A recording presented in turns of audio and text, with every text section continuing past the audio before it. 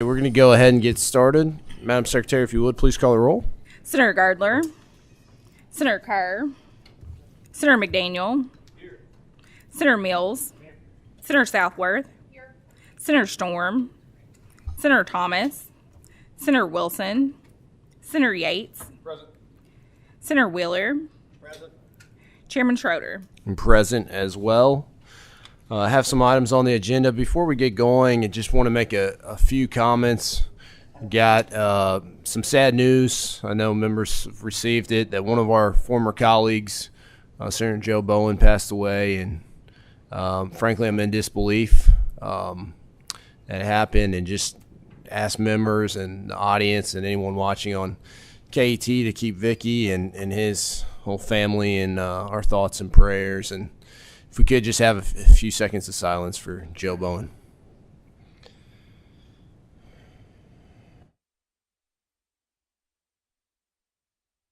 Okay, thank you all. Senator Webb, we have Senate Resolution 147. Thank you, Mr. Chairman, members.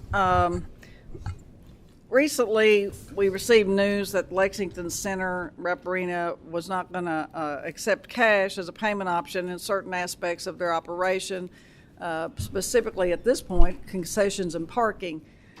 That troubled me on many levels.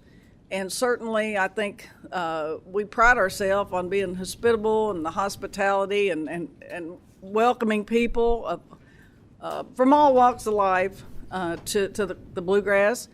And I think, to me, it sent a message of who's actually going to be welcome in these facilities, and it's not a very welcoming thing. And notwithstanding COVID and all the modern reasons that people are doing this, I think it's not appropriate at this time. Taxpayers have a lot of skin in the game there. They attend functions there. We want them to continue to maximize return on investment. I don't have a lot of credit cards. I like to deal in cash, and I think a lot of my constituents do too. And this is America. Cash is legal tender. I have a pretty impressive list of co-sponsors at this time on this measure, and I would just ask its passage. Okay, members, do we have any questions? We have motions. Senator Mills, we had a lot of seconds. Senator Wheeler we'll put down as the second there. If there are no further, is there any questions? I see none. Okay, Madam Secretary, if you would, please call the roll. Senator Gardler. Senator Carr. Senator McDaniel. Aye. Senator Mills. Aye. Senator Southworth. Explain my vote, Mr. Chairman. Please do. Vote aye. Thank you so much for bringing this. I was looking at this issue, not specific to this location, but in general, almost a year ago. And you inspired me to go ahead and file that bill this year.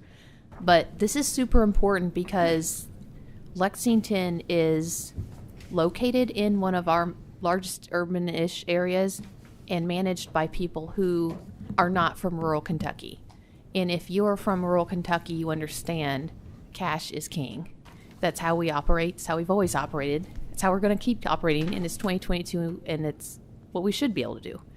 And I think that having Lexington close out the edges of the state in this way is terrible. UK is something everybody joins around in this state from all edges, and we need to welcome them all. Thank you. Senator Storm. Aye. Senator Thomas.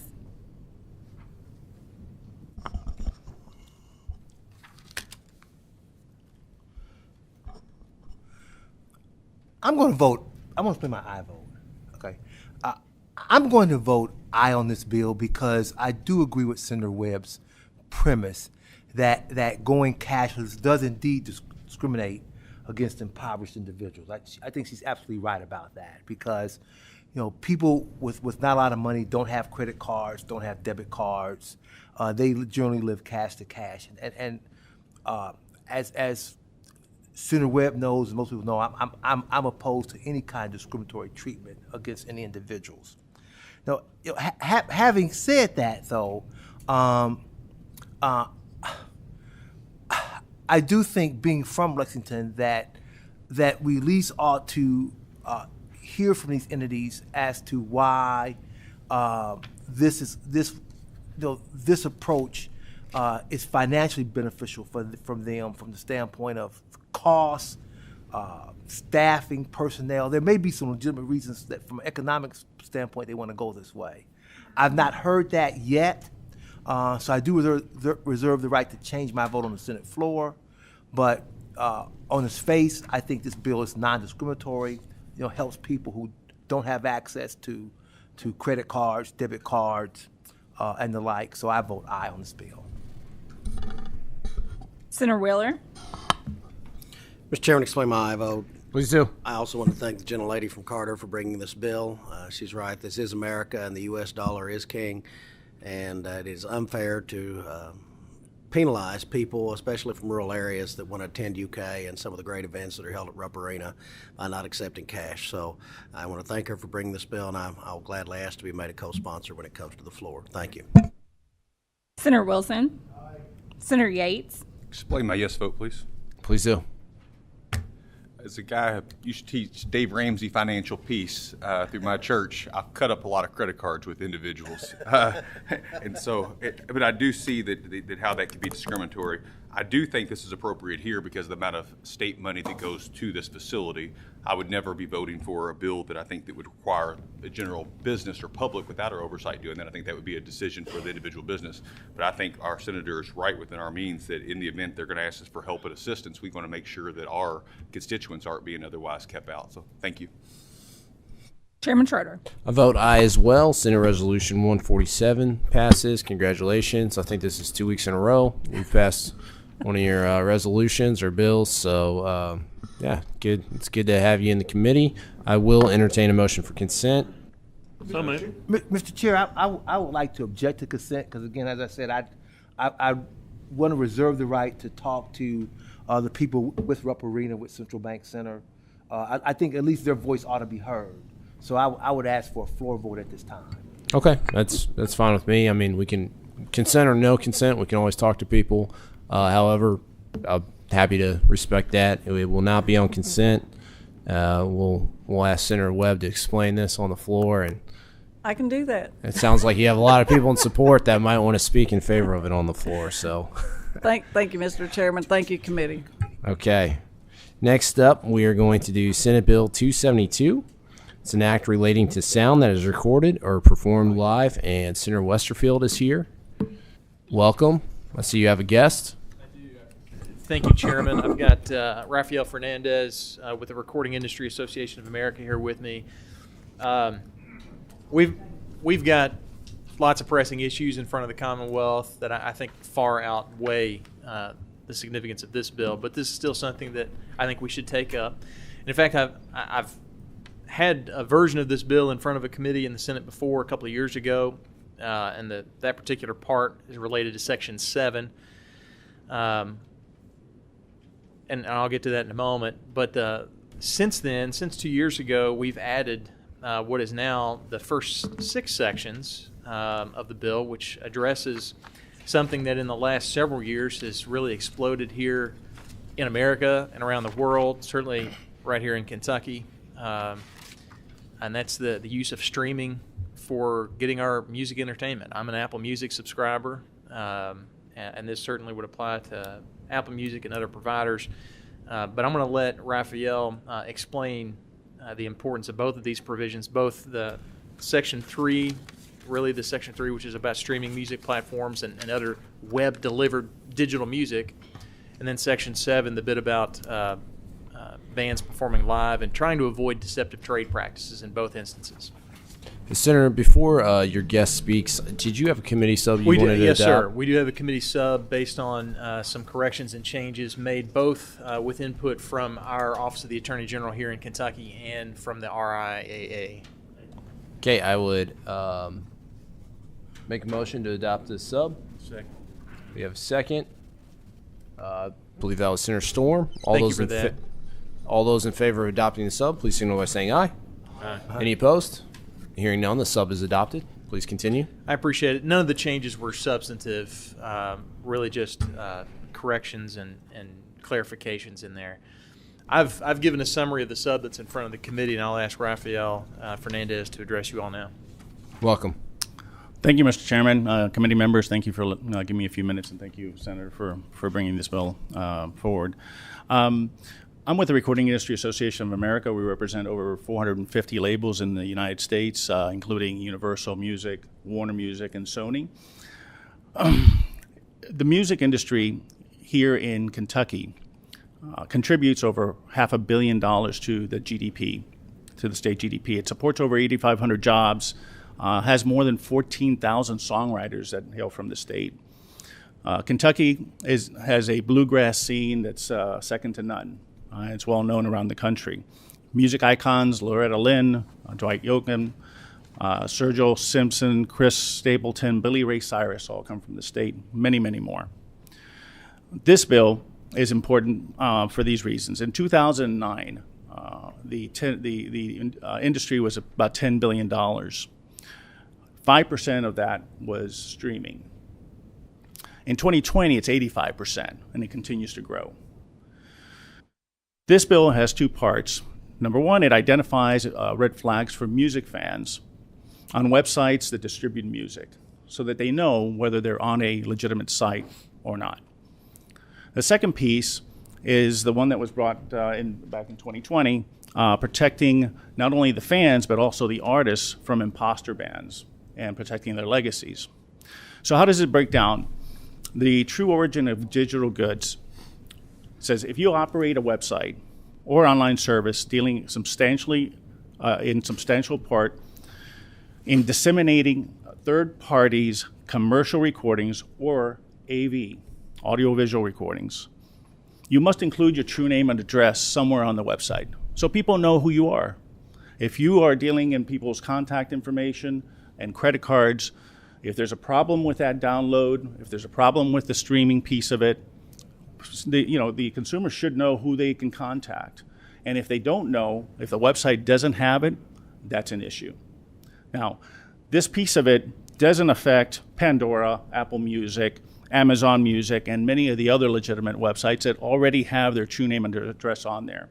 And what we're trying to do is from what I just discussed on the streaming piece, going from 5% all the way to 95 or 85% in streaming, is that over the last 30 years, we've had in all the states a thing called the True Name and Address statute. And that says that for all physical product, music or movies, the person's true name and address should be listed somewhere on that CD or on the DVD, and it is. If not, you violated state law. What we're trying to do is just bring that now to the 21st century where websites are the ones that are distributing the music and the movies. So that piece of it takes care of, that first piece takes care of that. On the second piece, the truth in music advertising, it prevents imposter bans from using the name of a recording group or artist in advertising of a live performance to confuse consumers on who is actually performing. This protects the legacy artists and their estates. In essence, if I've got my band and it's called the Boys Band, I can't say or advertise that I'm going to perform Billy Ray Cyrus as a performance of Billy Ray Cyrus. I have to say that I am a tribute band, and if I do that, then it's okay. It really provides for a couple of things. If you have the original group or a member from the original group in the band, and they're authorized, this does not apply to you. Or if the artist or band provides you with the licensing to use their name, it does not apply to you. It does not apply if you're a salute or a tribute band. It's only to make sure that you're not confusing the public by thinking that they're selling or buying a ticket to see somebody that's not going to be there. Two pretty simple pieces of legislation, understanding that with so many things that are going on around the country and after COVID and all the issues that all the states are dealing with, including yourselves here in Kentucky, we certainly appreciate you favorably looking at this bill and passing it. Thank you very much. Thank you, Raphael. I'll add that the penalty provisions and sort of the consequences of violations all point to the existing consumer protection statute we've got in Kentucky under Chapter 367. Okay, we do have a few questions. I just wanted to comment. I appreciate it. This was in the interim at one period, maybe a couple years ago, couple sessions ago. So it's been conversation that we've been discussing for a while. To lead us off in questions, Senator Wheeler. Thank you, Mr. Chairman, and I guess I'm kind of a dinosaur. I still collect vinyl, but in any case, which is actually, I think, one of the fastest growing segments of the market. Absolutely, albeit a very is. small That's true. one. Yeah. I guess one question I had, obviously, different countries have different copyright dates on different types of music. I think what the European Union, I believe, is 50 years, and it seems like in America we keep on extending it back. I think it's up to 75 at this point. I guess one question I have is how are you going to ensure your kind of uniform application with those, I guess, varying restrictions? Well, if I can take a stab at it first, the first sections of the bill, just make sure none of that has any bearing. We're just saying that if you're going to run a website that streams AV intellectual property of some kind, music or video or whatever, you've just got to provide contact information for where you are and who you are and where you're doing business out of. Just so, frankly, if there are improper practices, you can identify that provider. That's the way I read this and the way that I imagine the usefulness of that language. And then the second part is about tribute bands and making sure that if you're gonna have a tribute band, that it's advertised as a tribute or a salute sort of band, and that you don't have imposters trying to get away with being an imposter without there being. And the bill sets out there in section 7, section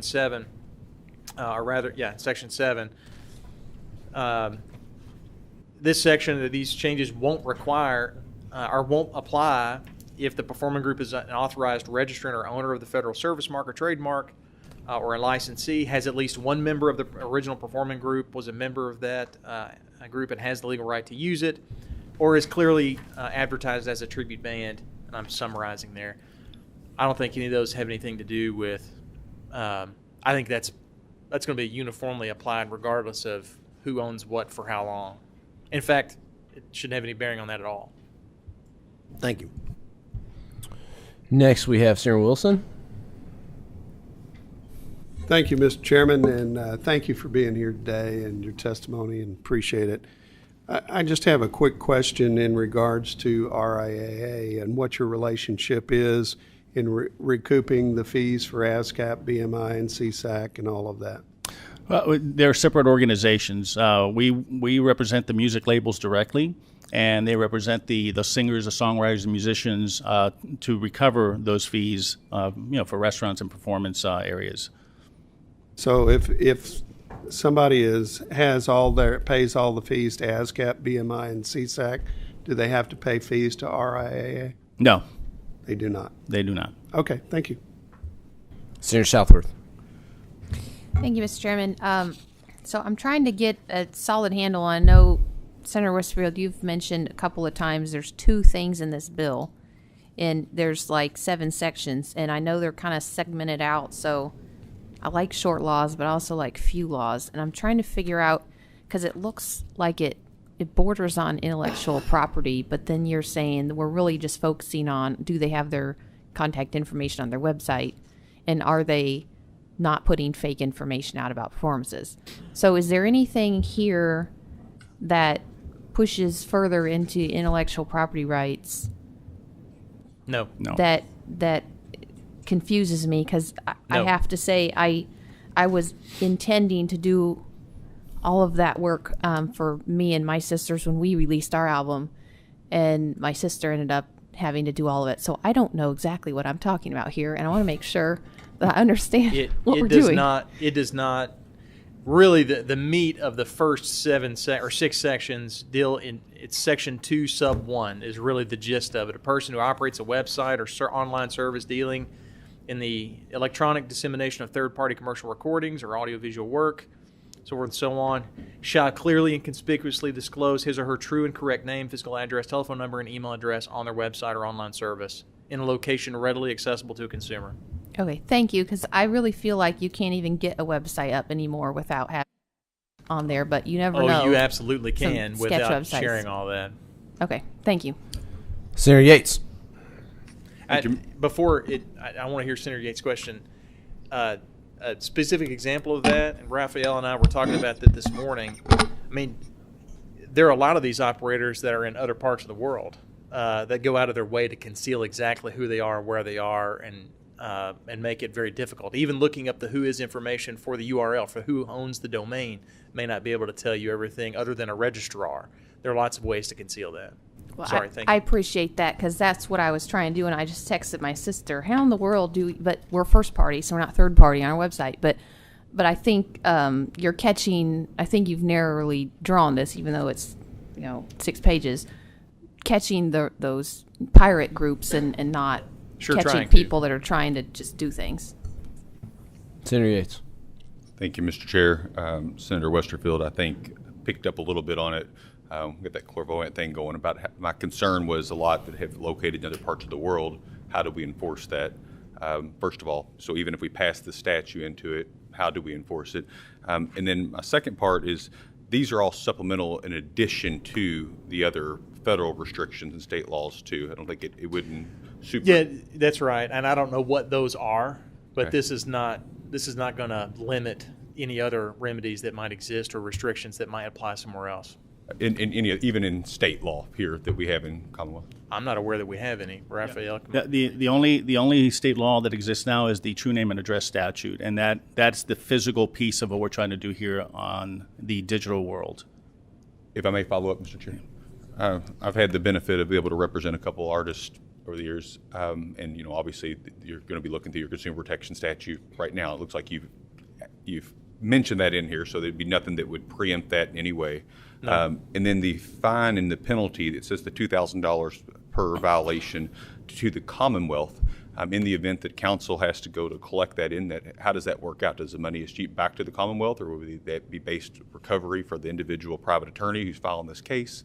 Or would it be something that we would go to, is the Commonwealth at the AG's office go to enforce individually? I used to be at the AG's office, consumer protection litigation as well. So I'm just curious how we foresee that being handled. go ahead, Rob. So the reason that we've included a private right of action is so that understanding that attorney generals have a lot of things on their plate, and this may not rise to that level where they may investigate. So a person that owns the rights to the music can actually identify that website is not licensed, and under this statute, if it passes under the bill's language, they can go to court and pursue it through the courts. Now, what's happened in Florida and Tennessee, where we do have this language already as a statute, the court provides a court order because in most cases, as the senator mentioned, these people are out of the country. They provide a court order where we can go to Whois or GoDaddy and say, here's a court order that says they didn't show up. They, in essence, pull the URL and lock them out of the site. So it removes that site from being an issue in the United States, even if it's for 10 minutes, because normally these people will come back with a different name, a little tweak. But we've already found that it reduces the level of people going through there by 80-90% because they lost the traction. So in most of those cases, those people go to legitimate music sites, and they're safer in the legitimate music sites than they are, going through these sites, which, by the way, look very much like a legitimate music site. Thank you. Seeing no further questions, I would entertain a motion on the committee substitute. Okay, we have Senator Wheeler and Senator Yates with the second. Madam Secretary, when you're ready, if you would please call the roll. Senator Gardler, Senator Carr, Senator McDaniel, Senator Mills, Senator Southworth, Senator Storm, Senator Thomas, Senator Wheeler, Senator Wilson, Senator Yates, Chairman Schroeder. Vote aye as well.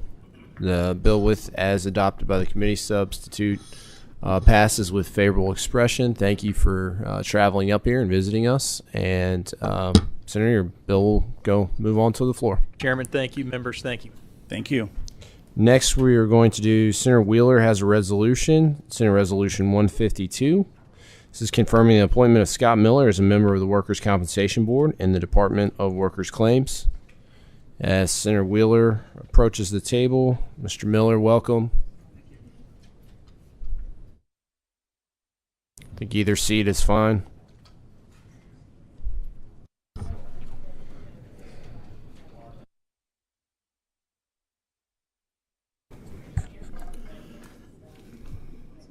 Senator, please proceed when you're ready. Thank you, Mr. Chairman. Scott Miller is somebody I've known professionally for several years. I think if you ask any practitioner in the workers' compensation field, he's considered one of the more reasonable and, frankly, easy to get along with guys that you'll ever meet. In fact, I know very few people that don't like Scott Miller. And he brings that same even-handedness of personality as well as an extremely extensive personal knowledge of the workers' compensation field to the Workers' Compensation Board. In fact, you know, Scott was instrumental in actually developing a lot of the current law that we operate under, so in 2000. So in that sense, his knowledge of workers' compensation is to some degree probably is in depth and broad as anybody in the Commonwealth of Kentucky. So I think this is a very good appointment to the Workers' Compensation Board, and I would encourage his nomination to be confirmed. Thank you, Senator Wheeler. Members, do we have any questions? Seeing none, we have the motion on the resolution, and we have the second, Senator Yates. Madam Secretary, when you're ready, please call the roll. Senator Gardler, Senator Carr, Senator McDaniel, Senator Mills, Senator Southworth, Senator Storm, Senator Thomas, Senator Wheeler, Senator Wilson, Senator Yates, Chairman Schroeder. Vote aye as well. Senate Resolution 152 does pass with favorable expression.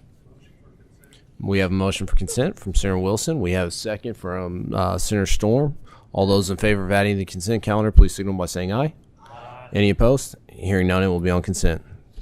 Thank you. Members, we are going to go back for just 1 second to Senate Bill 272.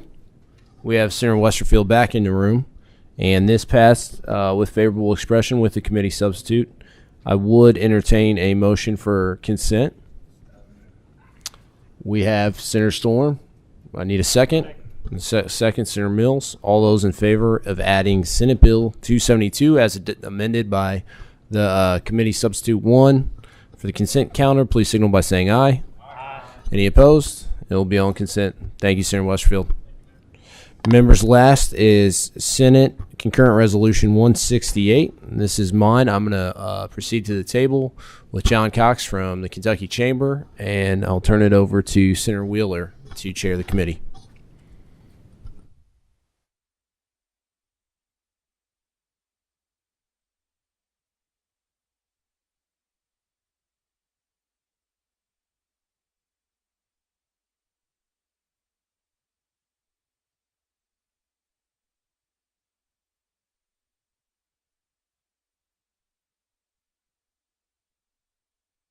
Senator Schroeder, you may proceed.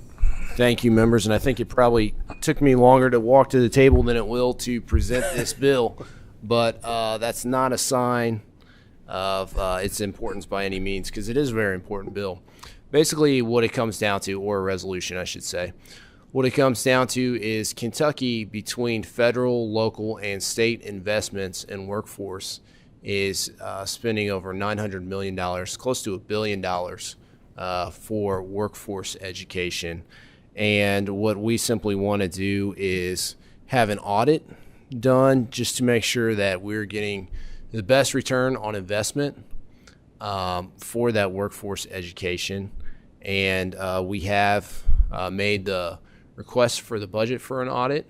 And at this time, I will just turn it over to John Cox for a few quick remarks. Thank you, Mr. Chairman, members of the committee. I'm John Cox, Director of Public Affairs at the Kentucky Chamber of Commerce. I realize that the workforce issues we've been having across the state are you all are obviously very familiar with those. So I'll just go ahead and say this resolution is in no way critical of the current workforce programming and the employees in the Commonwealth that implement and execute those programs in our business and workforce community.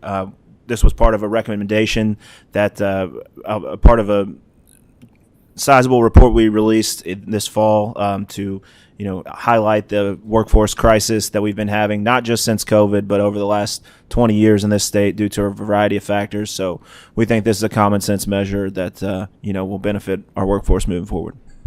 Thank you, John. And I would just add, not only was it a recommendation this fall, but I believe the first time the recommendation was made by the Chamber to do this was back in 2015 when they released their Kentucky Workforce Challenge report. So correct. Since 2015, and I think it's about time we do that. Just a second, Senator Southworth has a question. Mr. Chairman, I have two questions. Can I ask both of them in a row? Yes, you may. My first question is, how is this study going to be different from the previous LRC staff study? Is it a scope issue or an update, or what all is going to be different? I don't know exactly the year of that, maybe 2012, 14, 15, somewhere in there. So this is going to go outside of the LRC and encompass a bigger, I think just more detailed analysis than was previously done. Are we talking about detail like in budget or scope of study, or? Did you say in the budget? I'm sorry. What I was just wondering what kind of detail. You said it would be more detailed. Is that like a more budget detail or more scope of the study detail? I think more scope of the study. It'll let a third party get into the weeds a little bit more as it refers to, or as it deals with return on investment. Okay. My second question is, how is this study going to be different or otherwise from the Deloitte contract that we had approximately 2018-19 range?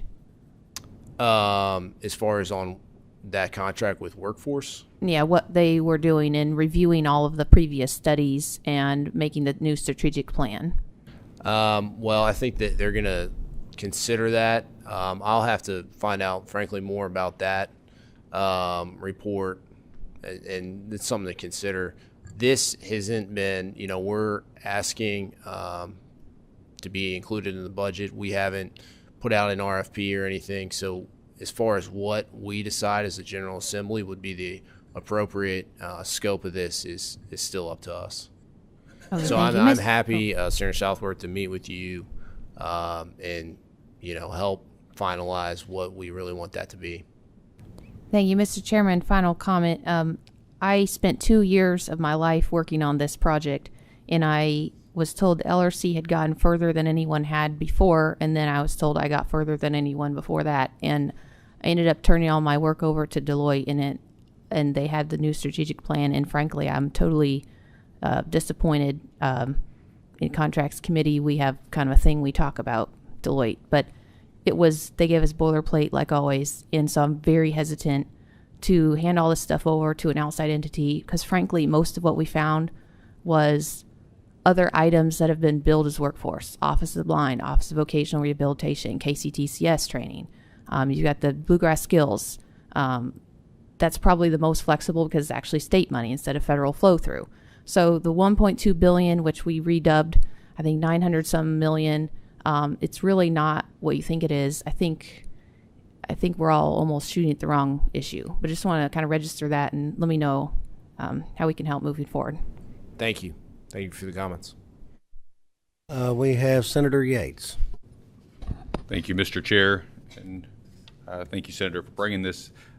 Ever so often in local government, we would do that to constantly, as we were trying to do the workforce training.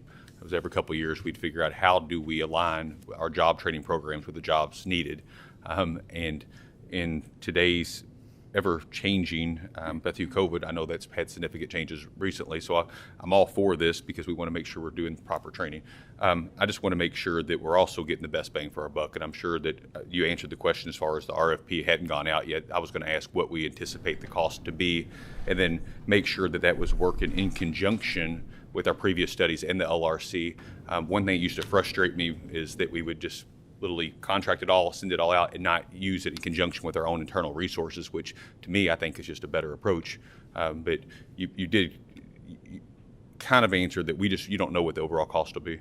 We did not, so I can tell you that I personally, when we had the budget request forms, asked for $500,000. That is not, though. That's just my request. So it's yet to. We're gonna seek LRC's feedback and also talk to third parties about just even crafting the RFP. What if we had X amount, I'll just say 250,000. If we do that, how much would it get us typically? If we do $500,000, how much does it get us typically? Are we just talking about all the programs at the state? Is it pass through? Are they going to be able, with that amount, to go down to the local level and collect feedback? So that's yet to be determined. But the request that I made was for $500,000. If I may just follow up, Mr. Chair. Briefly. Just briefly. That would be my request, is that we have all the individual economic, that's where it is. It's where the rubber meets the road. So I think it only makes sense that we work all the way down with the local governments and to make sure you have that upward. And then if we do put the RFP out, it could be a P3 where you have the LRC, and we got our government working in conjunction, which is, my experience, will be a huge savings. But I appreciate you bringing this forward. And the final question shall be from Senator Thomas. Thank you, Chairman Wheeler. And my comments really want to echo those of Senator Southworth, because I think she's definitely on the right track here. Again, if you look at my focus is on the bottom of page 1, lines 26 and 27, that spill over to lines 1, 2, and 3 on page 2. I have to agree, Senator Schroeder, that I am very wary of these studies that we pay for. Now, I'm not the financial guru here. Fortunately, we have Senator McDaniels on our committee who oversees and monitors who's the gatekeeper of the funds, really, for the legislature here.